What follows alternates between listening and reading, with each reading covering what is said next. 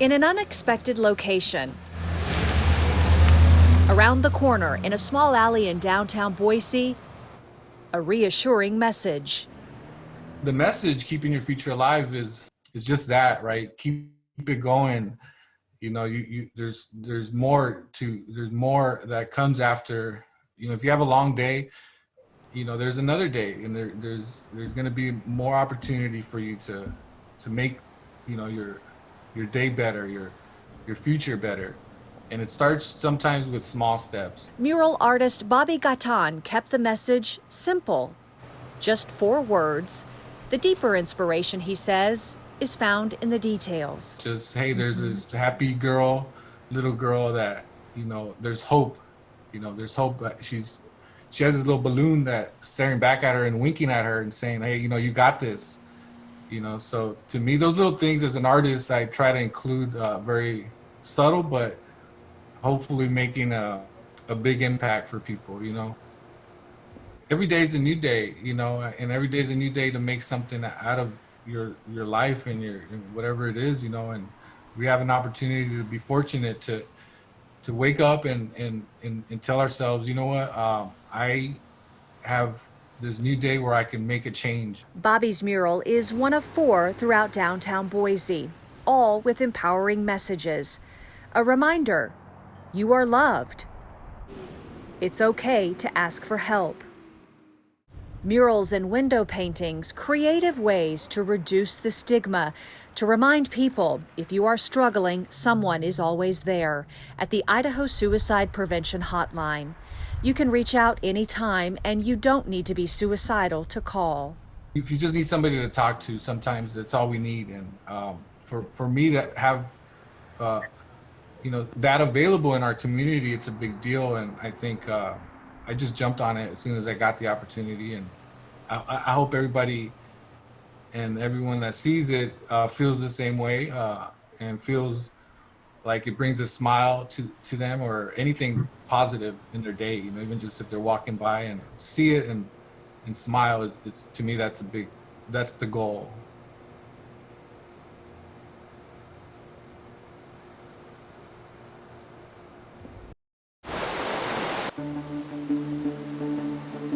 Well, we had floated the river earlier that day. On Labor Day, Brittany Strong was out on Indian Creek in Kuna with her 11-year-old son, Asher. So they're used to swimming in this current right here.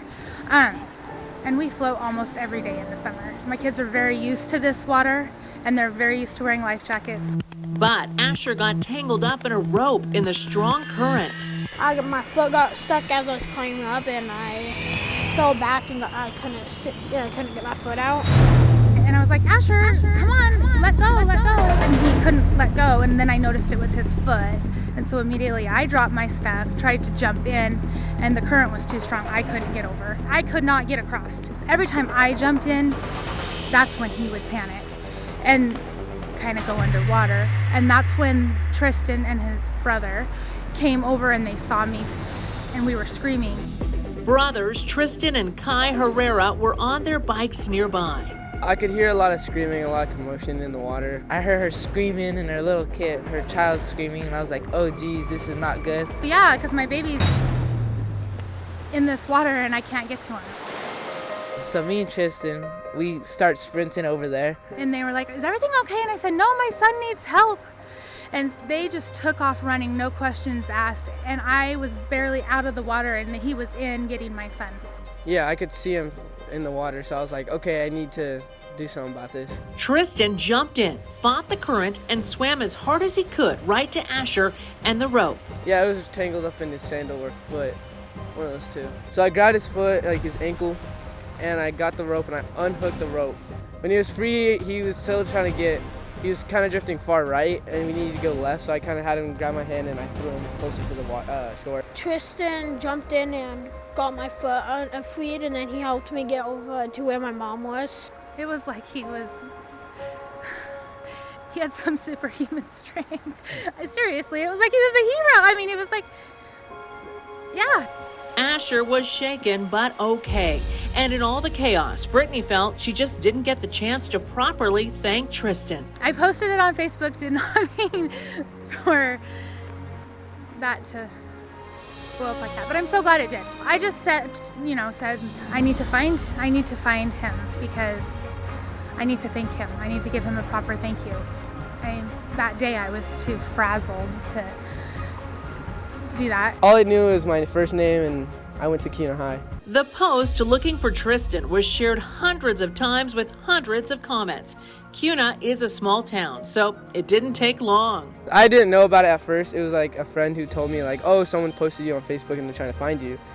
Is this you? And I said, yeah, that one was me. We went over and gave him a basket full of gifts. Asher is so grateful. I want to say thank you for saving my life. And so is his mom. I think that they're amazing. I think that there's nothing I could ever say or do to explain my gratefulness for them, because I could be going to a funeral instead of talking to you.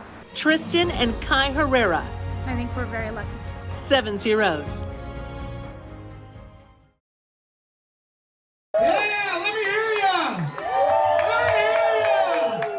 Camp Rainbow Gold is in its 37th year, but it's no regular camp. If someone didn't say this is a camp for kids with cancer, you'd have no idea. Ben Sheely would know.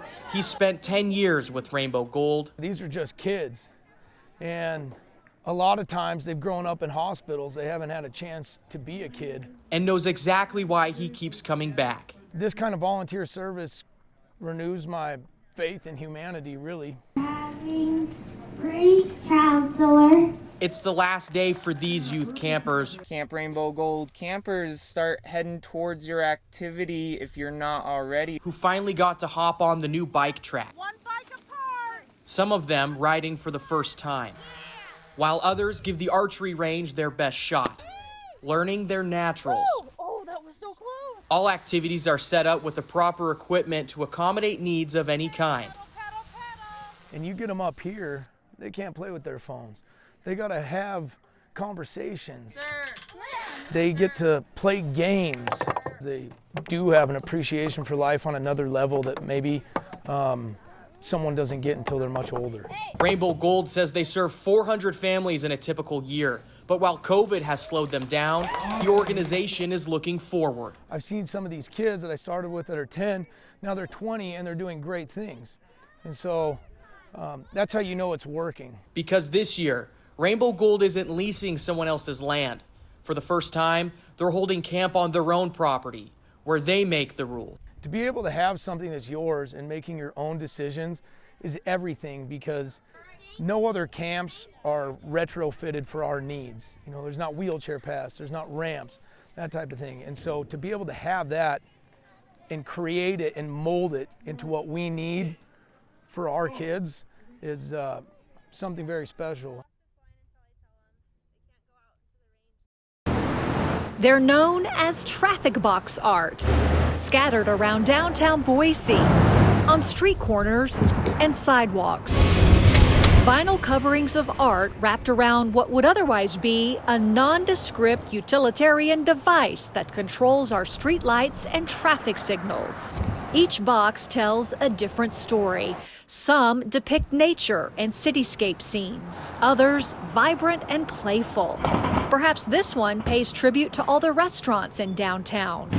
While maybe this one, titled Watchers Watching, reminds us you never know who's looking. You can get this little glimmer of inspiration, a little bit of color, and they're all so different. Local artist Janie Ray Sita titled her box Traffic Jam, watercolor scenes from a Boise long ago. On one side is the traffic box with the Capitol Boulevard with the state capitol. On the other side is part of the history of what was there before. What was there before? In the shadow of the new state capitol, a depot for Boise Valley streetcars.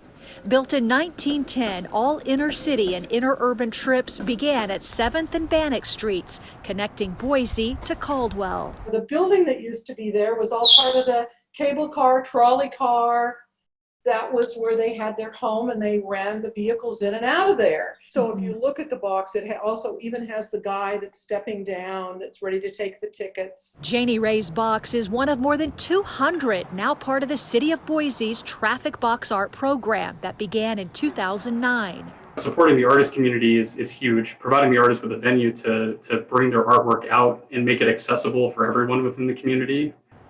We're very fortunate that you don't have to go to the art museum or any other institution, but you can simply walk around and experience perspectives of artists, free and accessible to everyone. Carl LeClaire manages the program for the city, a concept so well received it spread to Meridian, Nampa, Ketchum, even other cities around the country adopting Boise's program to support local artists. For one, validating their practice, validating their existence as artists, and supporting them to bring forward perspectives that help to celebrate, acknowledge, bring awareness to various perspectives of what's important to life here, specifically here in Boise. Janie Ray completed her box in 2012 when she was just starting out, jumping for an opportunity to be seen. She now sells her oil paintings all around the country. That was one of the very first steps to be able to kind of show my work.